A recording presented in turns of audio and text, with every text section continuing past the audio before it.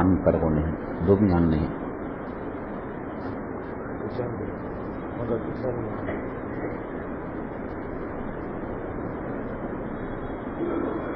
علی آن کرو، آواز نہیں آ رہا.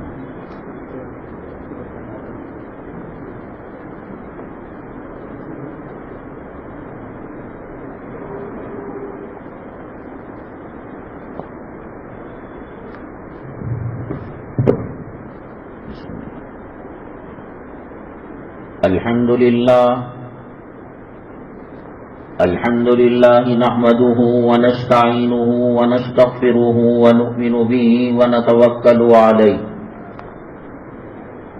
ونعوذ بالله من شرور أنفسنا ومن سيئات أعمالنا من يهده الله فلا مضل له ومن يضلله فلا هادي له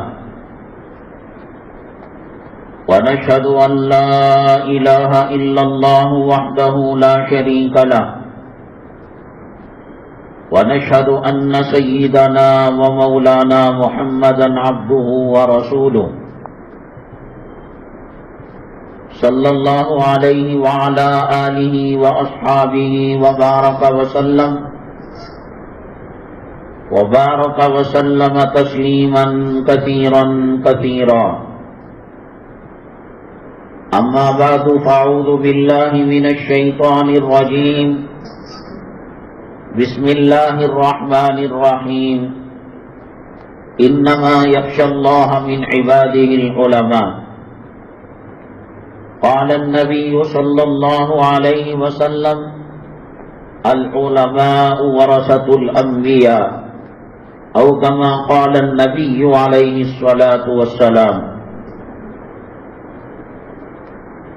رب اشرح لي صدري ويسر لي أمري واحلل عقدة من لساني يفقهوا قولي. اللهم صل على سيدنا مولانا محمد في أول كلامنا. اللهم صل على سيدنا مولانا محمد في أوسط كلامنا.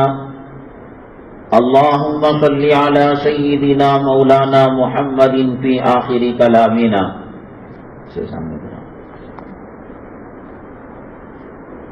ایسا کرو، قبلے کی طرف، بس اسے بھی ویسا کرو، بس. قابل قدر سامعین کرام، آج رجب المرجب کی 11 تاریخ 1444 ہجری ہے اور شمسی کیلنڈر کے حساب سے 3 فروری 2023 ہے.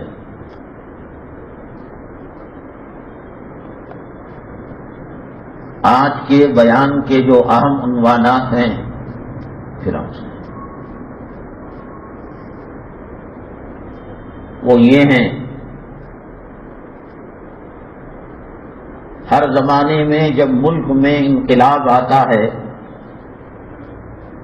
حکومتیں بدلتی ہیں، تو آستین کے جو سانپ ہوتے ہیں، منافقین ہوتے ہیں،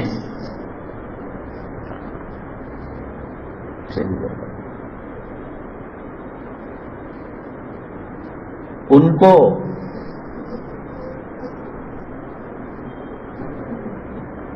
اپنا کام کرنے کے لیے میدان بن جاتا ہے.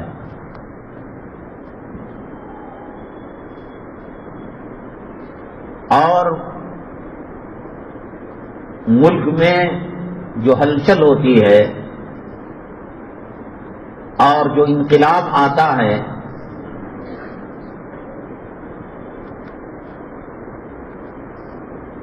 اس کا وہ انتظار کرتے رہتے ہیں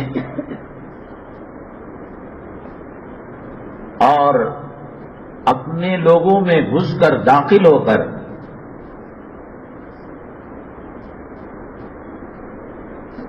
اسلام کے خلاف، مسلمانوں کے خلاف پوری شد و مت کے ساتھ، پوری طاقت اور قوت کے ساتھ کام کرتے ہیں۔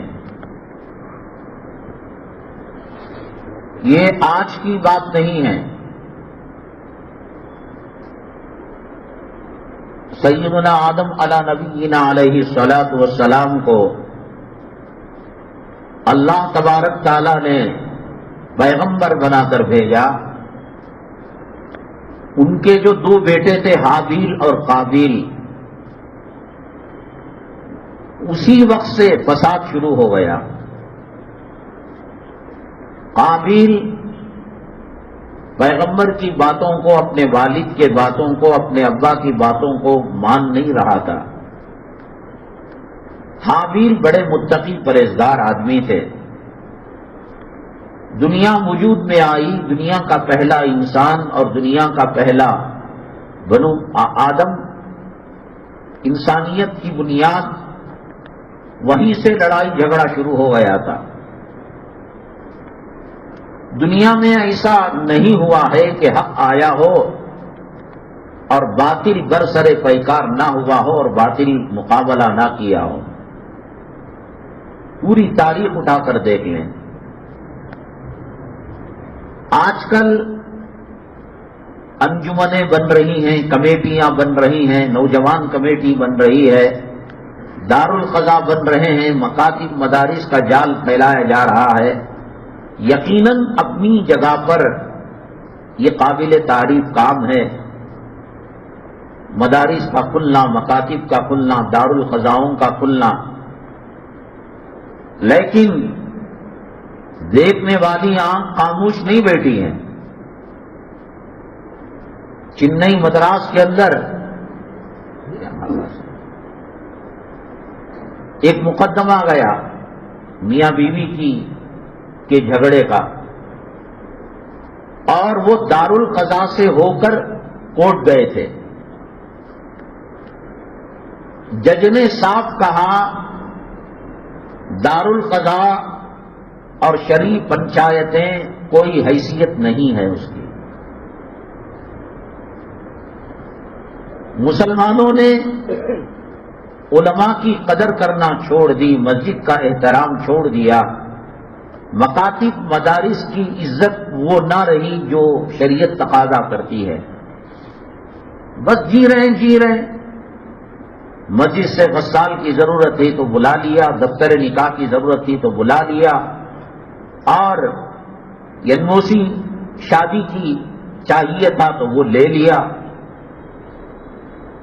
کبھی دل میں آیا نماز پڑھنے کے لیے تو پڑھ لیا، روزے رکھے، طبیعت میں تھکان ہوئی تو چھوڑ دیا۔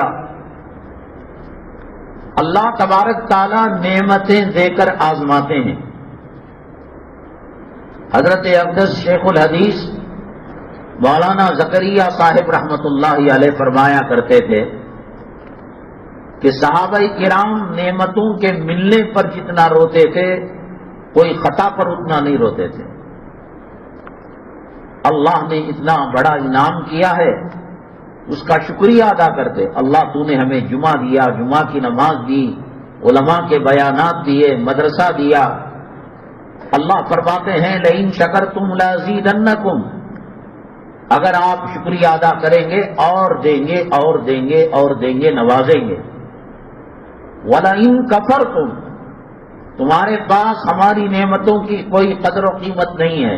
نعمت کیا کارخانہ، نعمت کیا مال، نعمت کیا دولت، نعمت کیا حسین بیوی، نعمت کیا کمانے والی اولاد۔ ایک فرانس میں ہے، ایک امریکہ میں ہے، تھوڑا لگ، ایک انگلینڈ میں ہے، ایک ڈالر کماتا ہے، ایک ریال کماتا ہے، ایک درہم کماتا ہے۔ اللہ کے گھر میں بیٹھے ہیں، اللہ کو حاضر و ناظر جان کر آپ بتائیں کہ کیا کوئی کسی کو نعمت کہہ کر اسلام کے بارے میں معلوم کرتا ہے؟ ماشاءاللہ آپ نے فجر کی نماز پڑھی، یہ خیریت۔ کیا تہجد ملی آپ کو آج؟ آپ عمرے میں جا کر آئے، کیسا لگ رہا ہے؟ اللہ کے گھر جا کر آئے، کیسا لگ رہا؟ وہ خیریت ہے ہی نہیں۔ ایک فرعون کو گالی دیتے ہیں، گھر گھر فرعون ہے۔ فرعون کسے کہتے ہیں؟ اللہ کی طاقت سے ٹکر لینے والا اسلامی دشمن۔ وہ بھی ہماری طرح ایک آدمی تھا، کھانا کھاتا، پانی پیتا، پیشاب کرتا، پاخانہ کرتا، اسے بھی معلوم اللہ ایک ہے۔ جب اللہ کا عذاب آیا حضرت موسیٰ علیہ السلام کی نافرمان قوم بنو اسرائیل پر،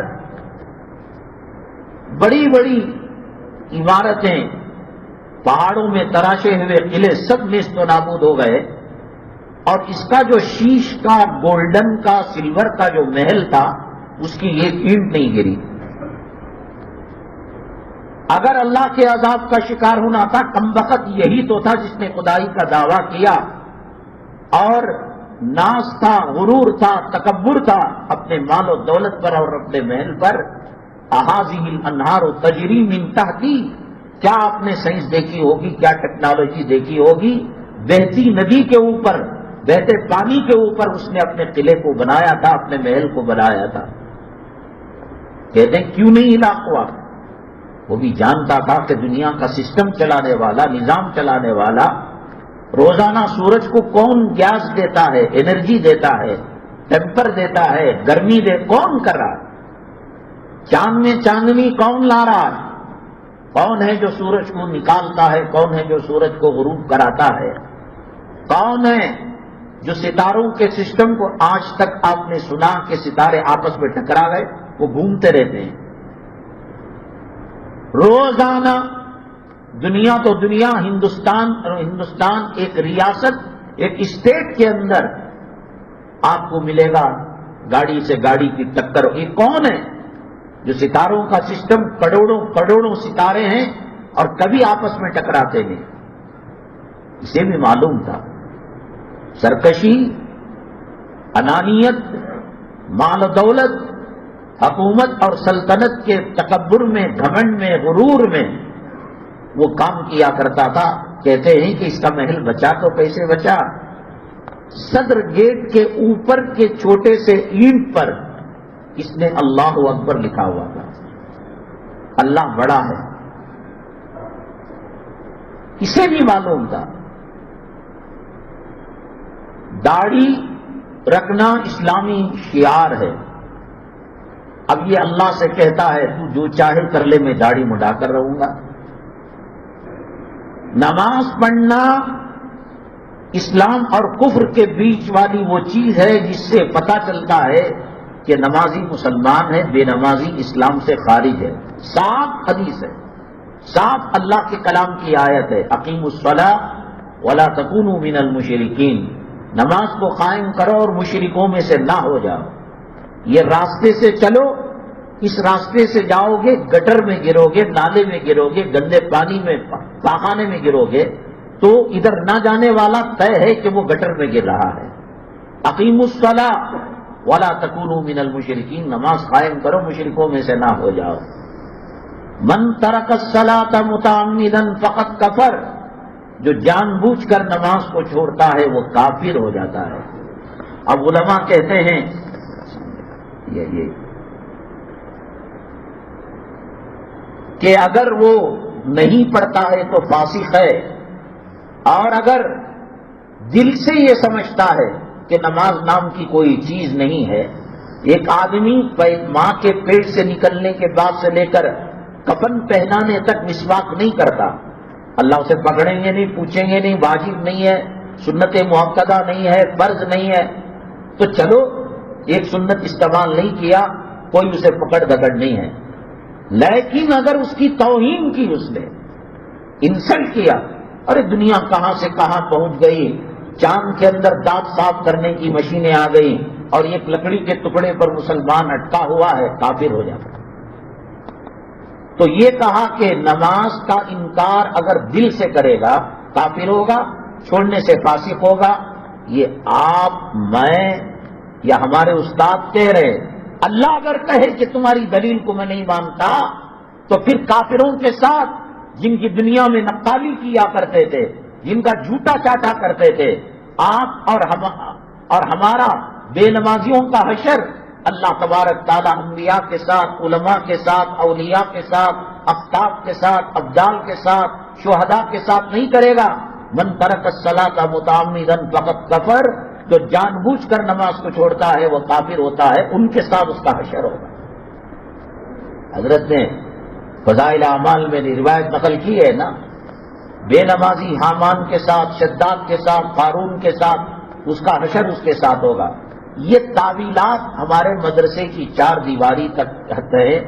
ایک آدمی کسی کیس میں پھنس گیا، تھانے والے اسٹیشن والے پکڑ کر لے گئے، گھر والوں نے لائر ایڈوکیٹ کو رکھا، مقدمہ چلا اور گلی گلی اس کے تال حضرت مولانا کلیم صدیقی صاحب، یاد بھی ہے نام، لوگوں نے بھلا دیا. کون یاد کرتا ہے؟ کون سے کیس میں گئے؟ کسی کی جورو کے لنگے میں چولی میں ہاتھ ڈال کر اعوذ باللہ، زمین کو ہڑپ کر، فیملی میٹر لڑائی جھگڑا کر کر، اعلائے کلمت اللہ کے خاطر اللہ تبارک تعالیٰ نے ان کو آزمائش کے لیے جیل میں ڈالا ہے. اور خدا جانے وہاں کتنوں کو کلمہ پڑھا رہے ہوں گے، اب تو نہیں پتا چلے گا. جذبات جب قید کے اندر غیر لوگ آتے ہیں تنگ ہو جاتے ہیں، وہ ڈوبتے کو تنکے کا سہارا تلاش کرتے ہیں. اور حضرت نے کہا ہوگا کہ اگر تم اللہ کی مدد حاصل کرنا چاہتے ہو کلمہ پڑھ لو. خدا جانے کتنے کو پڑھایا ہوگا. حضرت عطا اللہ شاہ بخاری رحمت اللہ علیہ جوق در جوق لوگ ان کے ہاتھ پر ایمان کو قبول کیا کرتے تھے.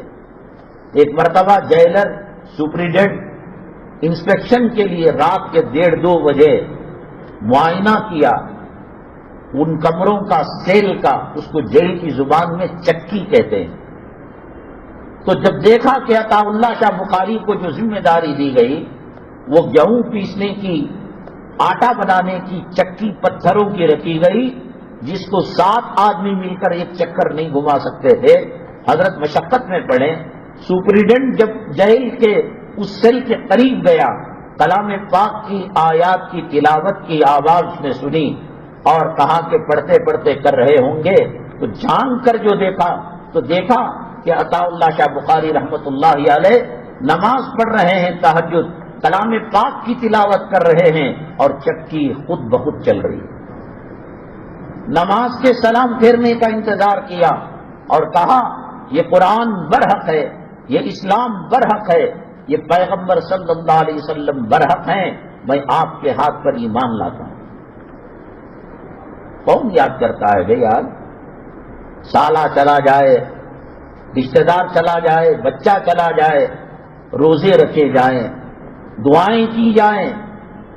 ذاکر نائک سے جو بھی اختلاف ہو، اختلاف مسلکی الگ جگہ ہے، لیکن آپ یوٹیوب کے اندر ان کو دیکھیے گا کہ کس طریقے سے یہاں جمعہ کی فضیلت رکھ کر لوگ نہیں آتے. ابھی علی خطبے کا ٹائم نہیں ہوا، ابھی نماز کا ٹائم نہیں ہوا، ابھی اقامت کا ٹائم نہیں ہوا. ٹکٹ دیکھ کر غیر مسلم ان کے کانفرنسوں میں آتے تھے اور ہزاروں کی تعداد کے اندر انہوں نے مسلمان بنایا. اور ایک کرشمہ قدرت کا یہ اللہ نے بتایا، کسی کو ہم ملک بدر کر کر محفوظ رکھتے ہیں اور کسی کو ملک کے جیلوں میں رکھ کر اس کی حفاظت کرتے ہیں. یا ایھا الرسول بلغ ما انزل الیک من ربک وان لم تفعل فما بلغت رسالتہ واللہ یعصمک من الناس. اے پیغمبر، دعوت و تبلیغ کا فریضہ انجام لیجیے اور اس راستے کے اندر جو رکاوٹیں آئیں گی اللہ آپ کی حفاظت کرے گا انشاءاللہ. تو بہرحال بہت خطرناک دور سے ملک جو ہے اب چل رہا ہے ہندوستان. بہت خطرناک حالات سونامی کی شکل میں، زلزلے کی شکل میں، طوفان کی شکل میں آنے والے ہیں. یا ہلال کمیٹی میں جھگڑا کرنے کو بیٹھے ہیں مسلمان. سوا روزہ رہنا کی نہیں رہنا کی، عید کرنا کی نہیں کرنا کی، ناپ کے نیچے ہاتھ باندھنا کی، سینے پر باندھنا کی، آٹھ پڑھنا کی. آج مزید ملی ہوئی ہے. عزت کی نگاہ سے اللہ کے گھر کو دیکھو، اللہ کے گھر کی قدر کرو. میں اللہ کی قسم کھا کر کہہ رہا ہوں، رشیا اور دوسرے ممالک، کیا مکے کے اندر کیا نہیں ہوا؟ یہ خبیث انگریز کی سور کی نسل سے پیدا ہونے والا عربوں کو بھڑکایا، تم اہل عرب ہو، نبی عربی، قرآن عربی، جنت کی زبان عربی، اور ان کی نسل کی ترک والے آ کر حکومت کریں گے۔ پہلے ترکی لوگ کرتے تھے۔ مدینہ طیبہ سے بغداد تک، ترکی تک ریلوے ٹریک بھجایا، کہیں ویزا نہیں، کہیں امیگریشن نہیں، کہیں انٹری ٹیکس نہیں، پوری زمین اللہ کی ہے، کہیں کوئی بارڈر نہیں۔ ابو بکر بغدادی رحمت اللہ علیہ جو داعش کے سربراہ تھے، انہوں نے سب سے پہلے بارڈروں کو ختم کیا۔ قومیت کے نام پر، ملک کے نام پر، دیش کے نام پر لڑنا کوئی عبادت کا کام نہیں، بارڈر کو ختم کرو۔ خیر، جو کیا سو کیا، اللہ کے پاس اجر ملے گا۔ یہ جو منافقین ہیں، اسلام مسلمان دشمن، ان کو کہاں جینے دے رہے تھے؟ انہوں نے جنگ کے میدان میں مرد ملتا ہے تو مرد کو غلام بنایا جاتا ہے، اور جنگ کے میدان کے اندر عورت ملتی ہے، عورت کو باندی بنایا جاتا ہے، اور باندی سے وہ کام مسلمان کر سکتا ہے بغیر نکاح کے جو میاں بیوی کرتے ہیں، اولاد پیدا کر سکتا ہے۔ شادیاں 4، لیکن باندیاں 4000 رکھے، شریعت کے اندر کوئی اعتراض نہیں۔ ایسی چیزیں دکھا کر اور ان پر جو ظلم اور ستم اور تشدد کرتے ہیں، وہ اپنی زبان میں، یہ جو داعش کے سپاہی ہیں اور داعش کے مجاہدین اور غازی ہیں، تو اس کو لوگوں کو بتا کر یہ تاثر دیا کہ یہ لوگ ہیں، اس طریقے سے ماؤں کو اپنی باندی بنا کر ان سے ریپ کرتے ہیں اور اس طریقے سے ان کا گلا کاٹتے ہیں۔ آپ نے دیکھا ہوگا کہ داعش کے ابتدائی مرحلے میں ایک انگلینڈ سے زیادہ، لندن سے زیادہ علاقے پر انہوں نے حکومت کے جھنڈوں کو قائم کر دیا تھا۔ کسی کی مجال نہیں تھی کھانے پینے کی چیزوں کے اندر ملاوٹ کرے، کسی کی مجال نہیں تھی کہ کوئی حجام، کوئی نائی داڑھی کو تراشے، کسی کی مجال نہیں تھی کہ نماز کے اوقات کے اندر بازار کھلا رہے اور غریبوں، یتیموں، مسکینوں اور بیواؤں کے گھروں کو بر وقت ٹفن پہنچ جاتا تھا، اور کلام پاک کی تعلیم لازمی تھی۔ اور سب سے پہلے انہوں نے ماضی قریب کے اندر اسلام کا سکہ، گولڈ سکہ جاری کیا۔ یہ نوٹ وہ ہیں جو دھوکہ دے سکتے ہیں۔ دجال آئے گا، پانی کے سسٹم کو ختم کر دے گا۔ لوگ کہیں گے 5 روپے میں سرکاری 20 لیٹر پانی آتا تھا، 15 روپے 30 روپے میں ہوم ڈیلیوری ہوتی تھی۔ کنویں کا پانی، تالاب کا پانی، جھرنوں کا جو نیچرل پانی ہے، مسلمان پینا چھوڑ دیا، اور پانی پر قبضہ ہو جائے گا۔ کھیتی کہاں سے ہوگی؟ گیہوں کہاں سے ملے گا؟ اناج کہاں سے ملے گا؟ غلہ کہاں سے ملے گا؟ اب کہے گا کہ میری جنت میں آنا ہو تو مجھے رب مانو، مجھے خدا مانو، میں تمہیں میری جنت کے اندر بھیجوں گا۔ اب یہ پورا جو سسٹم چل رہا ہے، یہ کیوں کہہ رہے ہیں کہ فون پے سے جو ہے پیسہ ادا کرو، پے ٹیم سے پیسہ ادا کرو، اور گوگل پے سے پیسہ ادا کرو؟ مسلمانوں کے پاس کوئی چیز نہ رہے، ایک غلطی، ایک چھوٹی سی بھول اگر اس کمپیوٹر کے اندر ہو جائے اور وہ کہے دجال سیٹلائٹ بند ہو گیا، کمپیوٹر کا سسٹم خراب ہو گیا، ہیک ہو گیا، اور اس کے اندر وائرس آ گیا، گئے پانی میں پیسے۔ یہ دجالی سسٹم ہے۔ ابھی سے قدم با قدم روٹی پر اس کا قبضہ ہو رہا ہے، پانی پر اس کا قبضہ ہو رہا ہے، الیکٹرانک میڈیا پر قبضہ کر اگر کل بینک کہتے کہ نہیں صاحب یہ بینک خراب ہو گئی ہے، کمپیوٹر خراب ہو گیا ہے، سیٹلائٹ سے لنک نہیں مل رہی ہے، کیا کریں گے آپ؟ پتھر لے کے ماریں گے مینیجر کو یا بینک کو آگ لگا دیں گے؟ کچھ بھی نہیں۔ اس طریقے سے دھیرے دھیرے دھیرے دجال کی خرید کیا جا رہا ہے۔ اللہ کے نبی صلی اللہ علیہ وسلم نے فرمایا، بڑا دجال آنے سے پہلے چھوٹے جھوٹے دجال 500 دنیا کے اندر آئیں گے۔ اس وقت ہندوستان کے اندر جو بیٹھا ہوا ہے، اس کے بارے میں بھی اہل بصیرت کی اور فراست ایمانی کی طاقت و قوت رکھنے والے بتاتے ہیں کہ ان 500 میں سے یہ خبیث ہے جو یہاں پر بیٹھا ہوا ہے۔ حالات وہ نہیں ہے کہ آپ اپریل کے مہینے میں ختنہ کرا رہے ہیں، نیک کام ہے، مسئلے کا حل نہیں ہے۔ جون کے مہینے میں بچوں کی ایڈمیشن فیس دے رہے ہیں، اسکول کی فیس دے رہے ہیں، کتابیں دلا رہے ہیں، بستہ اور بیگ دلا رہے ہیں، یہ حل نہیں ہے۔ سب سے خطرناک مسئلہ اس وقت ہندوستان کے مسلمانوں کا ہے، وہ ایمان اور ارتداد کا ہے، مرو یا جیو کا ہے۔ ٹیمیں جب کرکٹ کھیلتی ہیں، فٹ بال کھیلتی ہیں، ایک آخری موقع آتا ہے، جس وقت وہ موقع آتا ہے تو کامنٹری والا کہتا ہے کہ فلاں ملک کے لیے، ملیشیا کے لیے، بنگلہ دیش کے لیے اور فلاں ملک کے لیے مرو یا جیو کی میچ ہے۔ آج کی میچ اگر وہ جیتتی ہے تو پھر وہ آگے بڑھے گی، اور اگر وہ نہیں جیتتی ہے تو پھر گاؤں کو واپس ہونا پڑے گا۔ ہندوستان کے حالات اتنے خطرناک ہیں، اتنے خطرناک ہیں، میں اللہ کی قسم کھا کر کہتا ہوں کہ مرو اور جیو کی یہ ہے۔ اگر تم دجال کی جنت کو مانتے ہو تو پھر آپ کے لیے کوئی مسئلہ نہیں، اور ایسے لوگ جن کو دیکھ کر پیران پیر کی یاد تازہ ہو جاتی ہے، ایسے لوگ جن کو دیکھ کر حضرت خواجہ اجمیری رحمت اللہ علیہ کی یاد تازہ ہو جاتی ہے، ایسے لوگ جن کو دیکھ کر شاہ محمد الیاس صاحب رحمت اللہ علیہ کی یاد تازہ ہو جاتی ہے۔ خطرہ ابو جہل کی شکل میں آئے، ہم پہچان سکتے ہیں کم وقت نے ابو جہل کا پیشاب کیا ہوا ہے۔ خطرہ ابو لہب کے راستے سے آئے، ہم پہچان لے سکتے ہیں۔ خطرہ ادبا شیبہ کے راستے سے آئے، خطرہ ابی بن سلول کے راستے سے آئے تو پہچانا جا سکتا ہے۔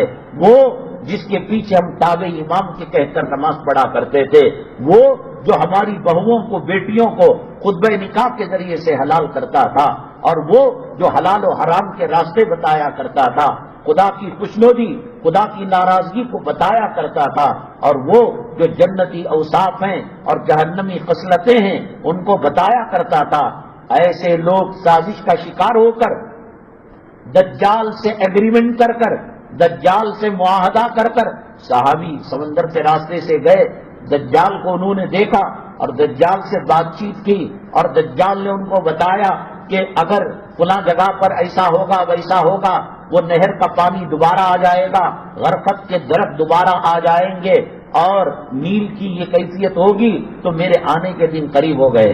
یہ اجتماع جب تبلیغی لوگ کیا کرتے ہیں تو لوگ کہتے ہیں پوسٹر نہیں، اعلان نہیں، گھر گھر گلی گلی جا کر جو گشت کرتے ہیں، اور اس کے لیے 10 دن لگانا، 40 دن لگانا، ہم حلال ہے حرام ہے ہم اس کی بحث میں نہیں آ رہے ہیں، ہم بتا رہے ہیں کہ طریقہ کار کیا ہے لوگوں کو جمع کرنے کا۔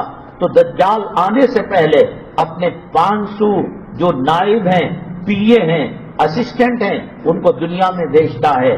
وہ کلام پاک کو رکھ کر، نبی کی سنتوں کو رکھ کر، وہ بخاری شریف کو رکھ کر، وہ قوموں کی قیادت کر کر، وہ امام بن کر، وہ خطیب بن کر، وہ قاضی بن کر، وہ مفتی بن کر۔ میں نے کہا کہ اگر کوئی انشٹ کر کر، اگر کوئی پیشاب کے عضو کو قسطک کی جگہ اور ضد کی جگہ دکھا کر، اور اگر وہ رکوع میں جائے، سجدے میں جائے، وہ پاخانے کی جگہ کی مانگ دکھا کر اگر کوئی حدیث بیان کر رہا ہے، تو ہم یہ کہہ سکتے ہیں کہ بے وقوف، تجھے وضو کرنا نہیں آتا، تجھے نماز پڑھنا نہیں آتا، اور تجھے حدیث کا پتہ آ گیا، تو بخاری پڑھانے والا، تو ترمذی پڑھانے والا، تو کلام پاک کی تفسیر کرنے والا۔ اب اگر بڑی بڑی پگڑیاں لوگ بچوں کو لے جاتے ہیں تو دم کرتے ہیں، بچوں کو شفا ہو جاتی ہے، دکان والا جاتا ہے پڑھ کر ایک پرچی دیتا ہے تو پھر اس سے اس کا دکان جو ہے کاروبار آگ کی طرح، آتش فشاں کی طرح بھڑکنے لگتا ہے۔ تو ایسے آدمی دجال کے نمائندہ بن کر قوم کے اندر غداری پیدا کر کر، منافقت پیدا کر کر، ارتداد کی راہیں، اسلام سے پھر جانے کی راہیں پیدا کرتے ہیں، اور مسلمان سے کافر ہونے کی راہیں پیدا کرتے ہیں۔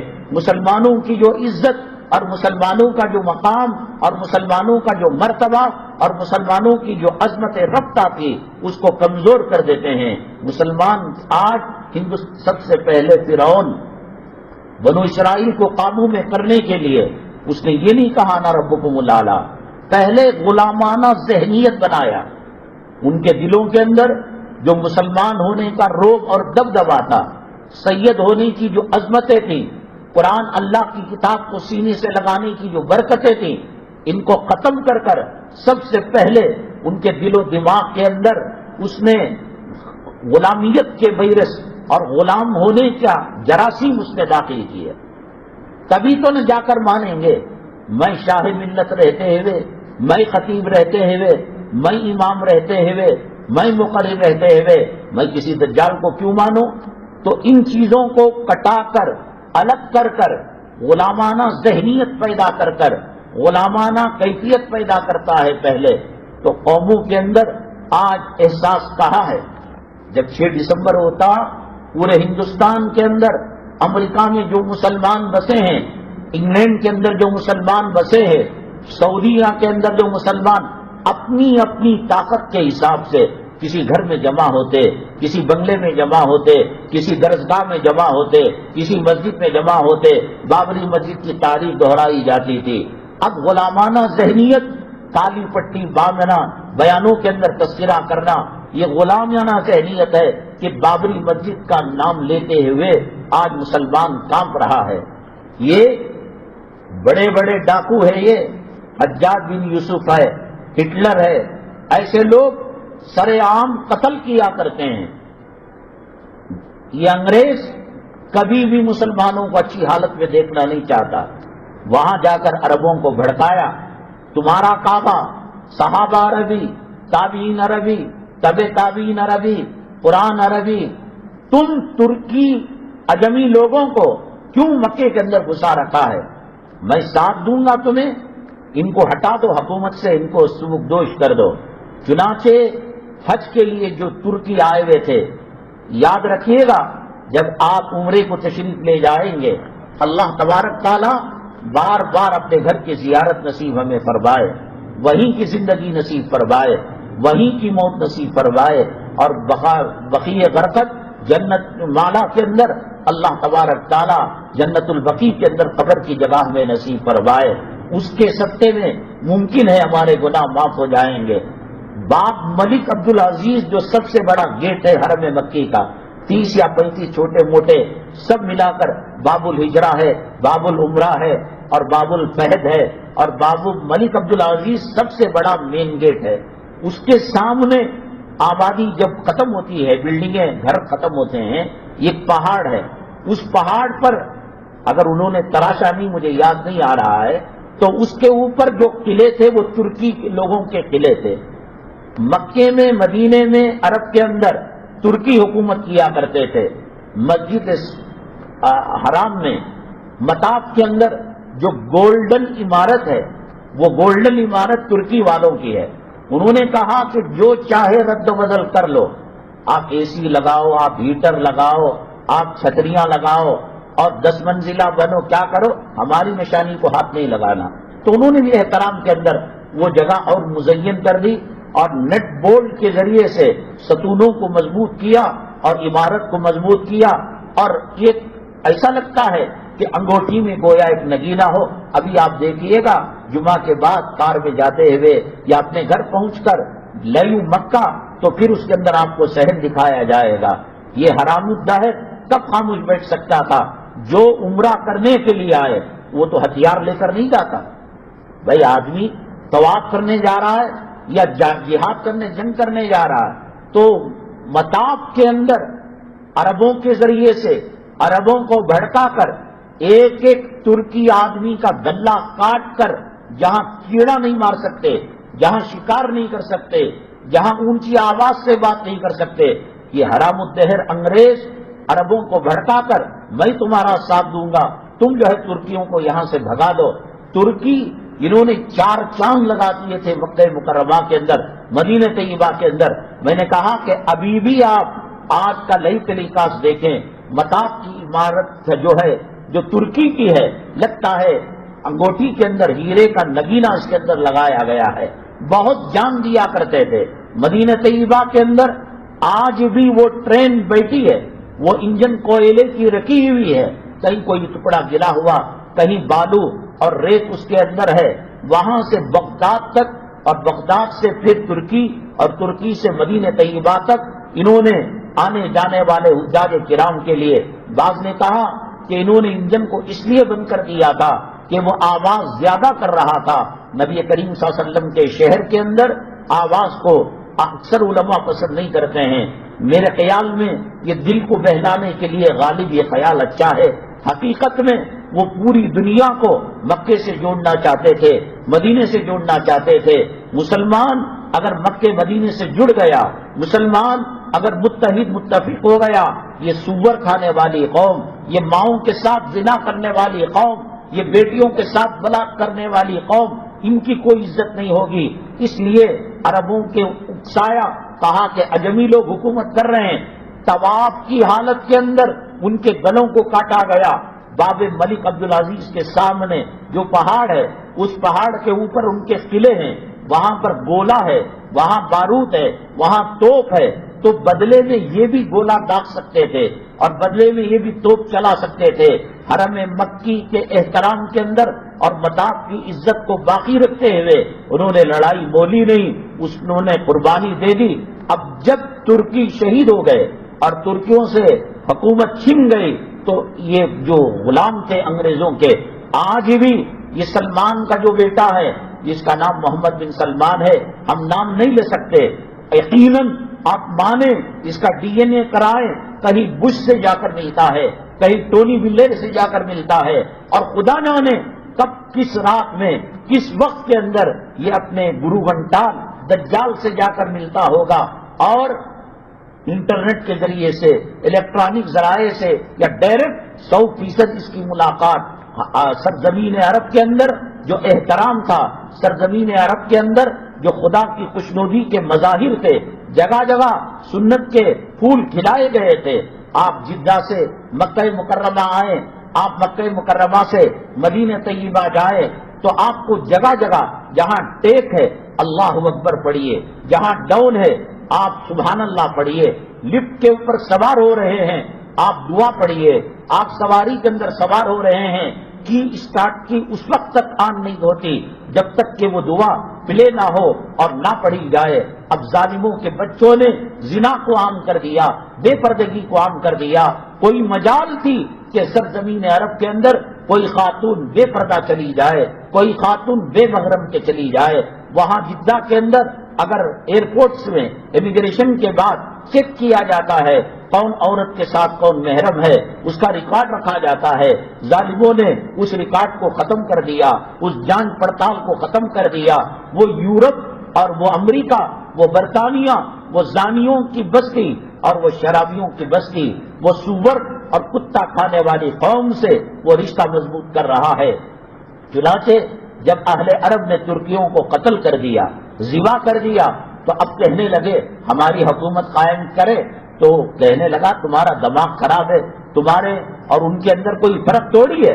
تو اس نے اپنا نمائندہ، جس طریقے سے آج سلمان کا بیٹا سعودی عرب کے اندر حکمرانی کر رہا ہے، باپ تو موجود ہے لیکن حکومت کے جو مین کام ہے اور حکومت کو چلانا ہے، سب کچھ یہی کر رہا ہے۔ اس طریقے سے شریف مکہ کو عرب کی سرزمین کے اندر وہاں اس نے حکمرانی دے دی اور وہاں اس نے بادشاہت دے دیا۔ ظالم کا بچہ ایک ایک مسلمان کو، ایک ایک نمازی کو، ایک ایک متقی پرہیزگار کو چن چن کر انگریزوں کے حوالے کرتا رہا۔ یہ سب تاریخیں ہونے کی وجہ سے میں کہہ رہا ہوں کہ ہندوستان کے اندر کوئی جنت کی دیوار نہیں ہے۔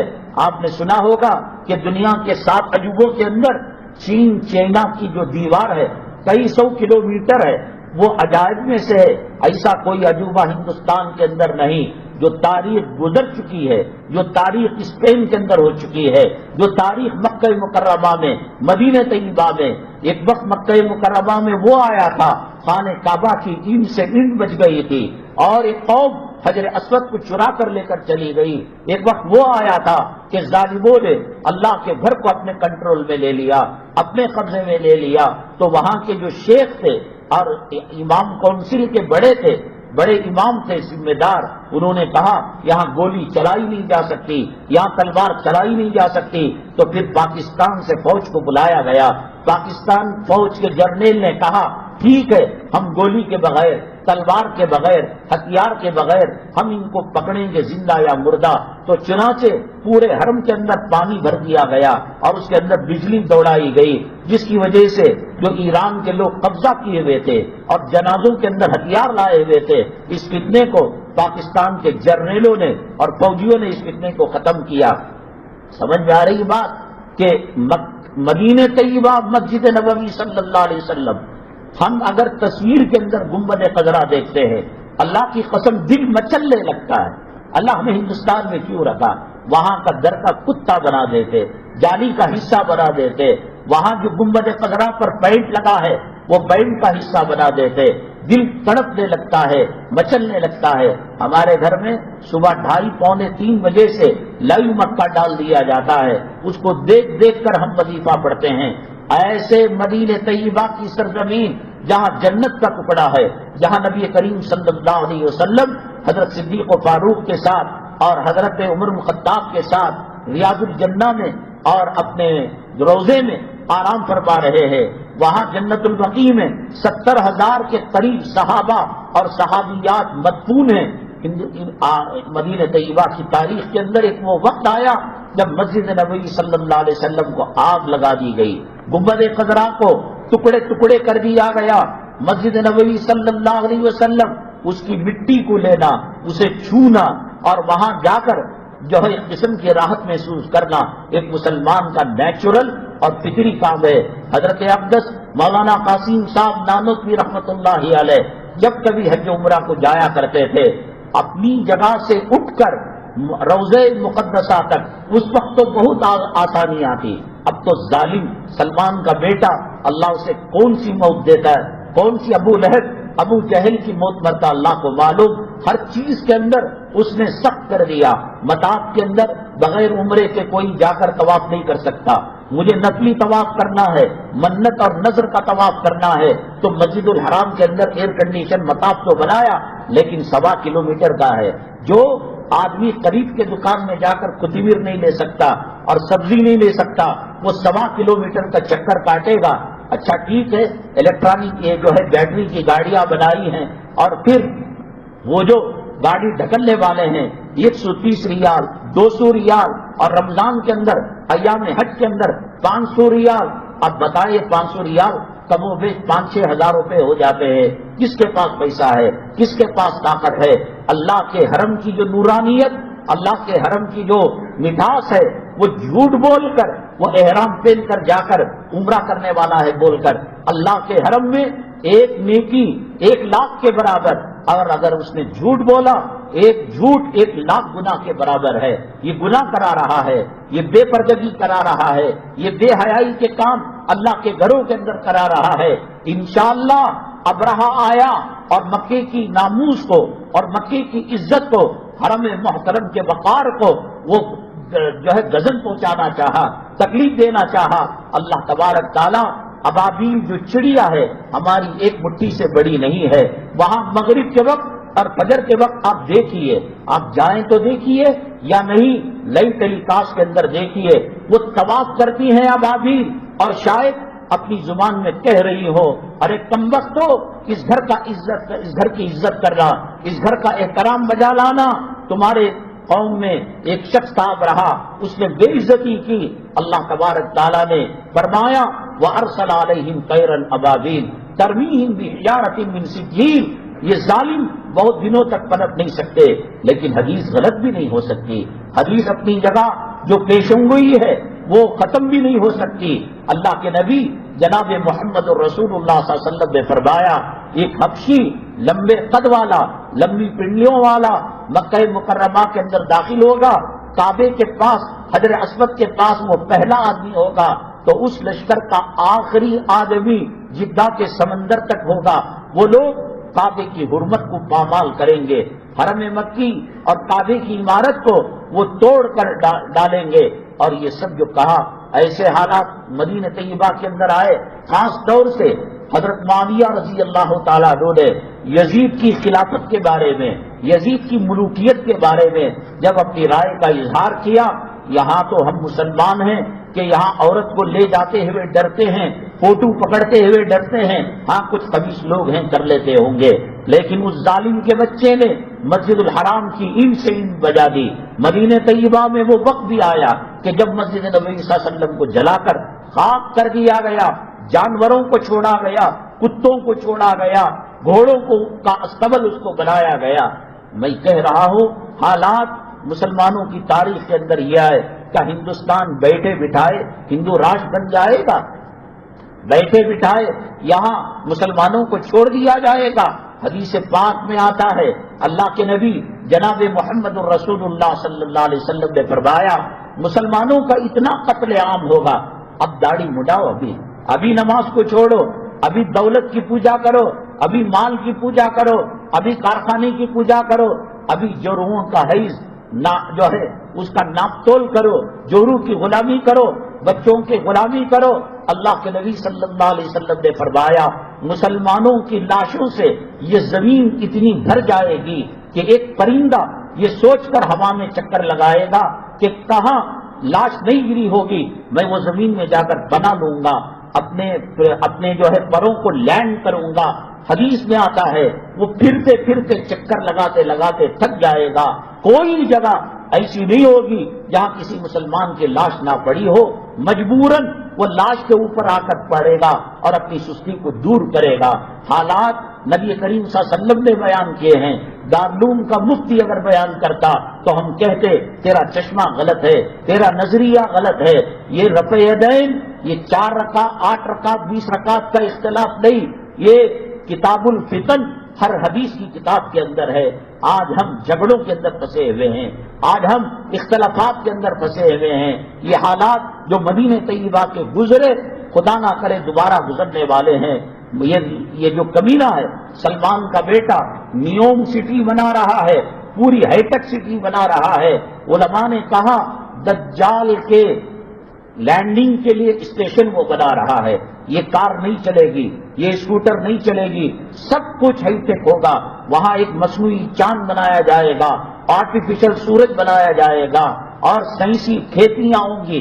یہ کھیت جو زمین کے اندر ہیں وہ 3 مہینے میں 6 مہینے میں فصل دیتے ہیں، لیکن وہ ایسا الیکٹرانک سسٹم بنائے گا کہ صبح میں لگایا۔ دجال کی سب باتیں ہیں، یہ دجال کا ملک بنا رہا ہے، یہ دجال کا ایئرپورٹ اور یہ دجال کا ریلوے اسٹیشن یہ بنا رہا ہے۔ حالات اتنے خراب ہیں، اتنے خراب ہیں۔ آپ ماضی میں ذرا مڑ کر دیکھیں، شریف مکہ نے غداری کی، ترکی کے اندر جو خلافت آخری طور پر ختم ہوئی، یہ خلافت یہاں سے ترکی سے بغداد تک، بغداد سے مکہ مکرمہ تک، مکہ مکرمہ سے مدینہ طیبہ تک، وہاں عراق، یہاں شام، مسلمانوں کا دبدبا تھا، مسلمانوں کی عزت کی، فیصلے ہوتے تھے زانیوں کے ساتھ، چوروں کے ساتھ اور گناہ کرنے والوں کے ساتھ، قرآن و حدیث کے فیصلوں سے ان کا سر قلم کیا جاتا تھا، ان کو سزائیں دی جاتی تھی۔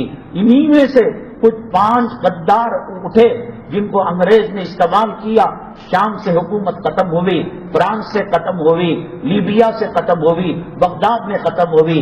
خلافت اور خلافت کے منہج پر جو حکومت چلایا کرتے تھے، ایک گلی کا اور ایک جو ہے درندہ جنگل کا اور ایک کفر کرنے والا، شرک کرنے والا، ان دونوں میں کوئی فرق نہیں تھا۔ وہاں اسلام کا بول بالا تھا، اسلامی احکامات پولیس تھانے میں چلا کرتے تھے، اسلامی احکامات عدالتوں کے اندر چلا کرتے تھے، لیکن یہ کب اسلام مسلمان دشمنوں کو ہضم ہوتا؟ قرآن نے کہا لا تتخذوا اليهود والنصارى اولیاء بعضهم اولیاء بعض، یہ یہود و نصارہ کو دوست مت بناؤ، یہ آپس میں دوست ہیں، یہ تمہارے دشمن ہیں۔ اور قومی یکجہتی کے خاطر مسلمان مسافے کے لیے ہاتھ بڑھاتا رہا، انہوں نے ہاتھ نہیں دیا۔ مسلمان گلے ملنے کے لیے اپنا سینہ پیش کیا، انہوں نے ملا نہیں۔ شاہ فیصل رحمت اللہ علیہ کو کیوں شہید کیا گیا؟ فرصت میں بیٹھو تو ذرا سوچو، صدام جیسا بھی رہا ہو، اس کے ٹوائلٹ کا حصہ سونے سے چاندی سے جو بھی رہا ہو، اس نے انڈر گراؤنڈ راستے بنائے ہو، وہ عیاشی، ایک خوبی اس میں یہ تھی یہود و نصارہ کو للکارتا تھا۔ ٹیپو سلطان شہید رحمت اللہ علیہ کی تاریخ کیا ہے؟ شاہ فیصل کی تاریخ کیا ہے؟ پاکستان کے ضیاء الحق کی تاریخ کیا ہے؟ کیوں ان کو مار دیا گیا اور مارنے والے نے ان کو کیوں مارا؟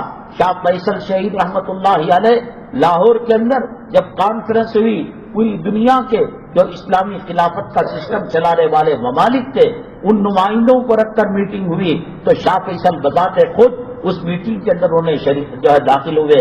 اگر شاہ فیصل کو مہلت ملتی، اگر صدام کو مہلت ملتی، اور اسی طریقے سے جو خلافت کے منہج پر کام کرنے والے ترکی کے وزراء ہیں ان کو مہلت ملتی، اس دھرتی پر خنزیر تو پھر سکتا تھا، کتا تو بھونک سکتا تھا، جانور کا درندہ رہ سکتا تھا، لیکن اسلام مسلمان دشمن کا نام و نشان ختم ہو جاتا۔ جس نے شاہ فیصل کو بھتیجے نے مارا، اس کی فوٹو آج بھی انٹرنیٹ کے اندر ملتی ہے، یہودین حسینہ اور یہودین خوبصورت باقیرہ لڑکی، اور وہ جو مس ورلڈ ہے، فلموں میں کام کرنے والی ہیروئنوں سے زیادہ اس کا حسن جھلکتا تھا، اس سے شادی کی لالچ دے کر حضرت فیصل کو، شاہ فیصل کو شہید کیا گیا۔ اتنے سارے مسلم ممالک تھے، اس کے اندر لیبیا کے قذافی کو، ان کی پرسنل زندگی چھوڑو، ان کی پرسنل زندگی چھوڑو، لیکن ان سے امریکہ کانپا کرتا ہے، ان سے اسلام مسلمان دشمن ڈرا کرتا ہے۔ صدام کی پرسنل زندگی جیسی بھی ہو، صدام اگر باحیات ہوتے، ضیاء الحق اگر باحیات ہوتے، وہ کبھی کوئی کام حضرت مولانا شیخ الحدیث زکریا صاحب رحمۃ اللہ علیہ اور ان کے خلفاء کے مشورے کے بغیر نہیں کیا کرتے تھے۔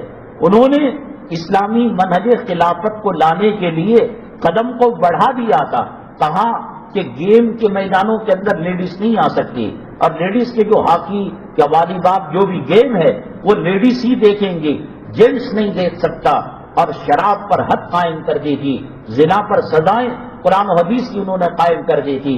کیوں انہیں کو مارا گیا؟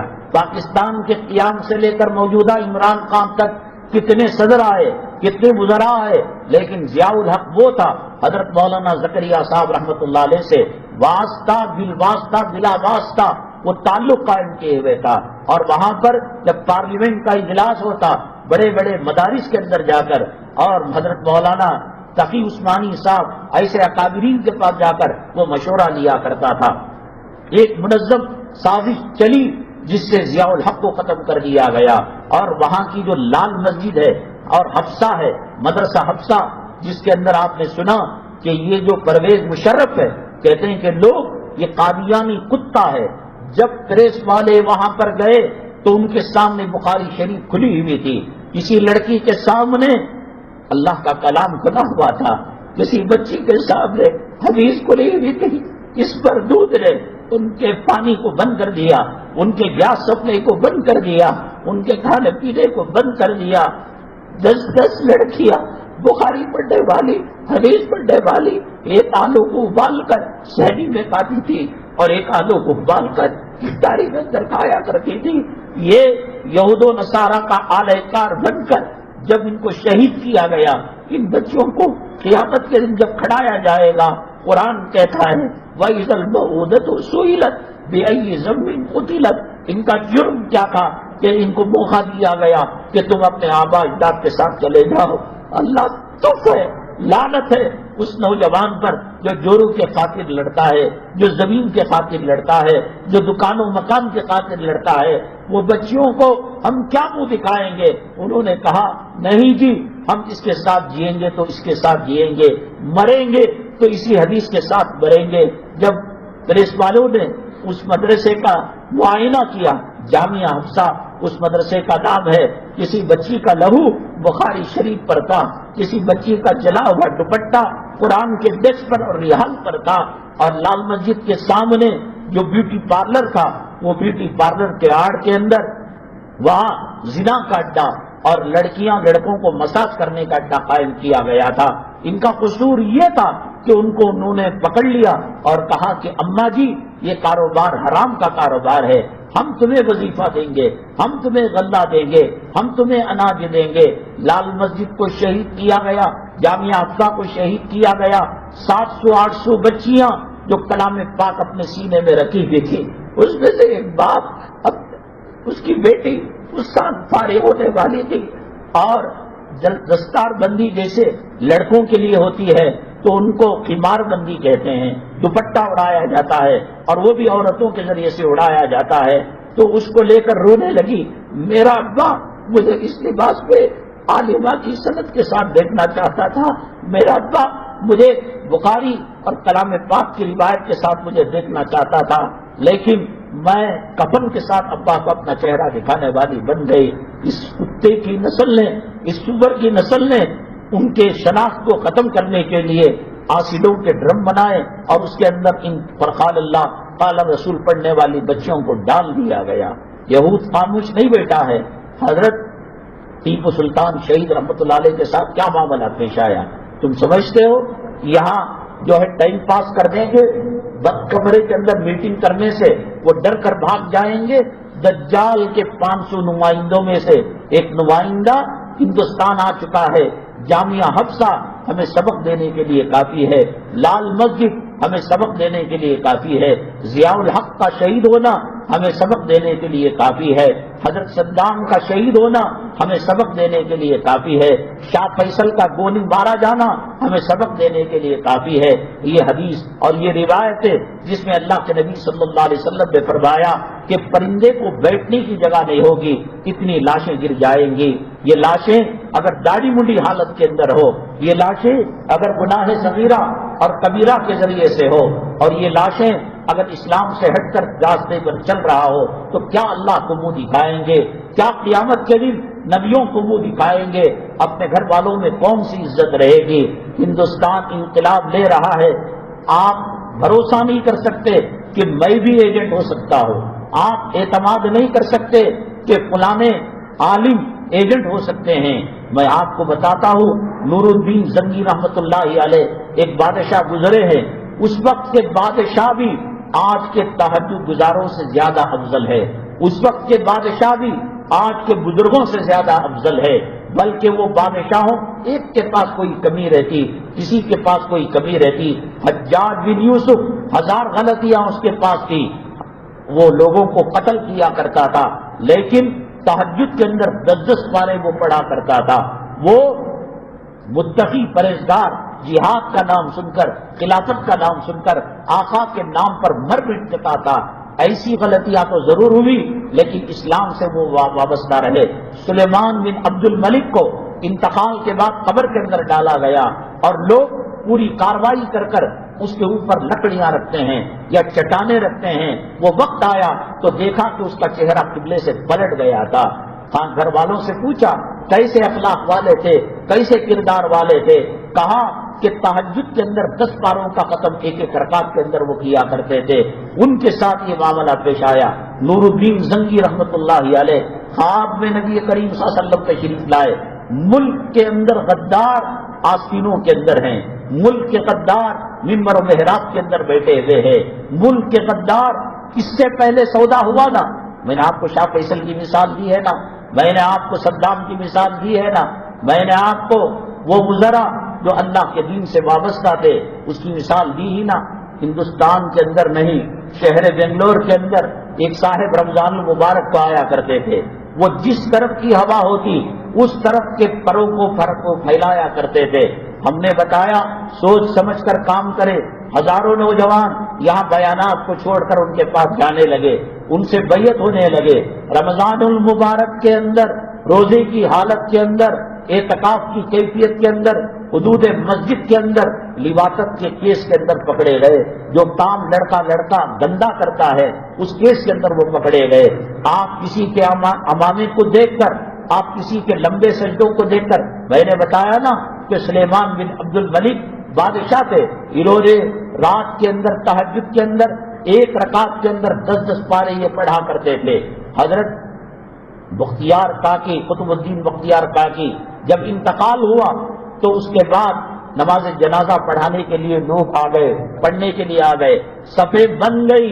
اس کے بعد ایک اعلان ہوا، حضرت کے ایک مرید ایک خلیفہ نے کہا یہاں امام نماز جنازہ نہیں پڑھا سکتا، قاضی نہیں پڑھا سکتا، یہاں نماز جنازہ پڑھانے کے لیے قطب الدین بختیار کاکی نے شرائط لگائے ہیں کہ زندگی میں کبھی تہجد ناغہ نہ ہوئی ہو، زندگی میں عصر سے پہلے کی جو 4 رکعت سنت غیر مؤکدہ ہے وہ نہ چھوٹی ہوئی ہو۔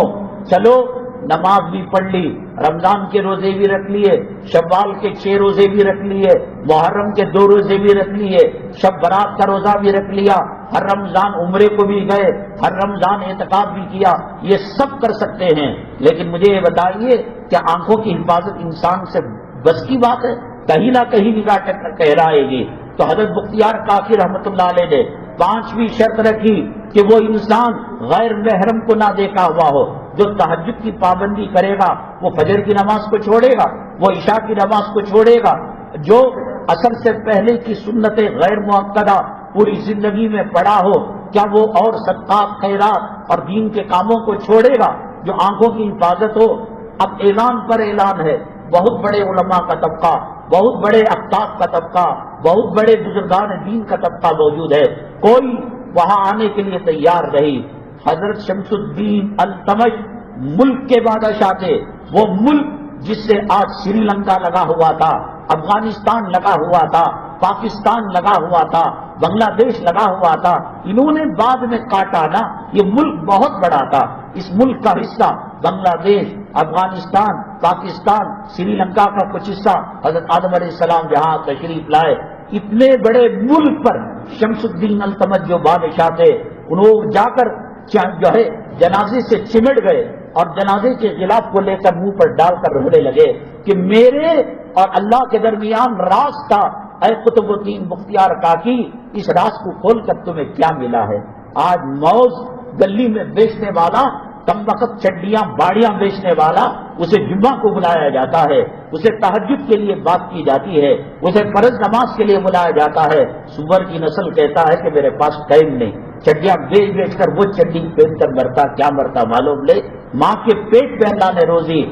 اتنے بڑے ملک کے حصے پر افغانستان، پاکستان، ہندوستان، بنگلہ دیش اور سری لنکا کا بعض حصہ، اس کی نماز تہجد قضا نہیں ہوئی اور وہ آنکھوں سے غیر محرم کی طرف نہیں دیکھا، اور آج 100 روپے 50 روپے کما کر، جورو کا چاٹ کر، سسرال والوں سے حرام کے نام پر جہیز لے کر آج تو اکڑ رہا ہے۔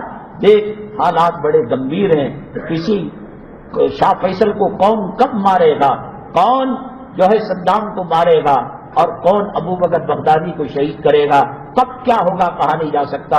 اور بات یاد رکھنا، میں اس کی پگڑی کو دیکھ کر، میں اس کی نماز کو دیکھ کر، میں اس کے صوم و صلات کو دیکھ کر، میں اس کے تہجد کو دیکھ کر ایسا نہیں ہو سکتا۔ فراست ایمانی رائے مشورے سے کام لینا پڑے گا۔ نور الدین زنگی رحمت اللہ علیہ، میں نے کہا وہ لوگ اس زمانے کے بادشاہ آج سے افضل ہوا کرتے تھے، انہوں نے خواب کے اندر دیکھا کہ اللہ کے نبی صلی اللہ علیہ وسلم تشریف لائے ہیں اور بتا رہے ہیں میرے روزے کو خطرہ ہے، میری قبر مبارک کو، صدیق و فاروق کی قبر مبارک کو خطرہ ہے۔ انہوں نے سمجھا کہ ایسی کوئی بات آئی چلی گئی۔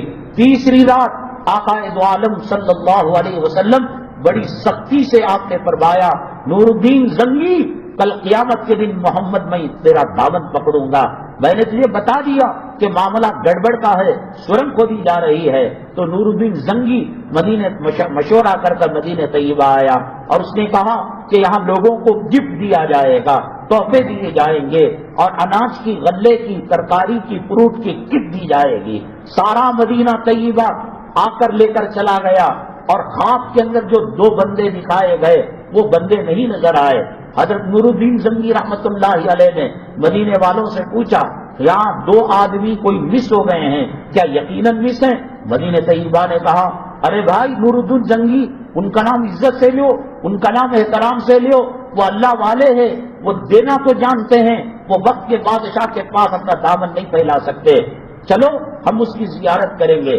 فجر کی نماز پڑھ کر نور الدین زنگی رحمت اللہ علیہ مدینہ طیبہ کے باشندوں کو لے کر جب ان کے گھر میں گئے تو دیکھا ٹوٹا پھوٹا مٹکا ہے، ہانڈی ہے، گلاس بھی جو ہے وہ مٹی کا بنا ہوا ہے، اور لوگ دیکھتے ہی حضرت دعا کیجئے، حضرت دم کیجئے، حضرت ہمارے حق میں فیصلہ کیجئے۔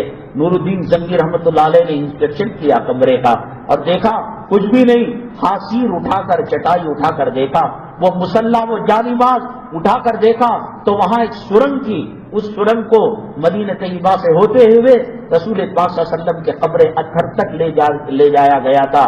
یہ لوگ رات میں مٹی اٹھا کر تھیلوں میں رکھ کر بقیع قبرستان جو ہے وہاں جا کر اس کو پھینک کر آیا کرتے تھے، اور لوگوں کی نگاہ کے اندر ایسے بزرگ، ایسے اللہ والے کہ مدینہ طیبہ کے اندر اس کا کوئی مثل نہیں اور دنیا کے اندر اس کی کوئی مثال نہیں۔ حلیہ کیا تھا؟ بزرگ کا حلیہ تھا، حلیہ کیا تھا؟ خانقاہز کے بڑے بزرگوں کا اولیاء کا حلیہ تھا۔ تو اس وقت ہندوستان ان خطروں کے دور سے گزر رہا ہے۔ آپ دیکھ کر نہیں بتا سکتے یہ انسان کی اولاد ہے یا شیطان کی اولاد ہے۔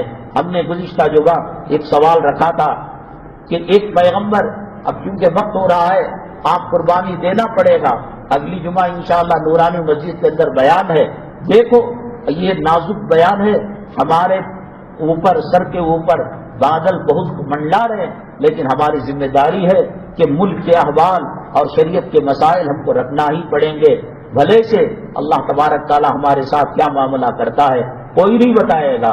تیمم کیا بیان ہوگا، مسجد کی فضیلت کا بیان ہوگا، روزوں کی فضیلت کا بیان ہوگا، معراج ٹھیک ہے ہو رہا ہے، لیکن میں نے آپ کو مثال دے کر بتایا تھا کہ صدام کے ساتھ، لیبیا کے کرنل قذافی کے ساتھ، شاہ فیصل کے ساتھ اور ابو بکر بغدادی کے ساتھ، حضرت ٹیپو سلطان شہید کے ساتھ کیوں ہوا؟ بادشاہ اور جو ہے راجہ مہاراجا ہندوستان کے اندر ہزاروں کی تعداد کے اندر ہوئے، حضرت ٹیپو سلطان شہید ہی کے ساتھ کیوں معاملہ پیش آیا، سراج الدولہ کے ساتھ کیوں معاملہ پیش آیا، اور وہاں حیدرآباد کے اندر ہول سیل کے اندر نوابوں نے اپنے جسم کا سودا کیا، اپنے ضمیر کا سودا کیا۔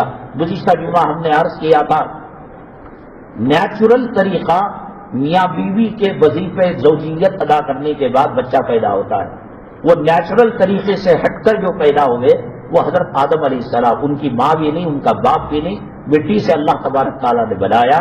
وہ پیغمبر ہیں جو فطری پیدائش کے بغیر 200 سال تک بعض کتابوں میں ان کی عمر لکھی اور اس کے بعد ان کا انتقال آیا۔ اگلی جمعہ اس سوال کے جواب کے ساتھ کہ جب شریعت مطہرہ شادی کو جلدی کرتی ہے تو نبی کریم صلی اللہ علیہ وسلم 25 برس میں کیوں نکاح کیا؟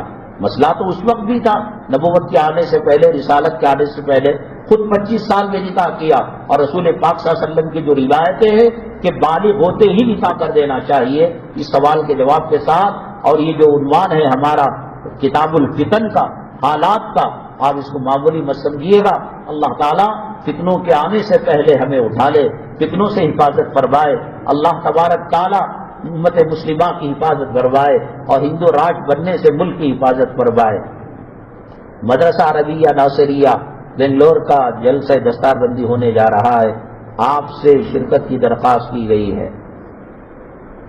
4 فروری 2003 یہ تاریخ کو ہو رہا، مرحبا پیلس گوبند پور کے اندر۔ وآخر دعوانا الحمدللہ رب العالمین۔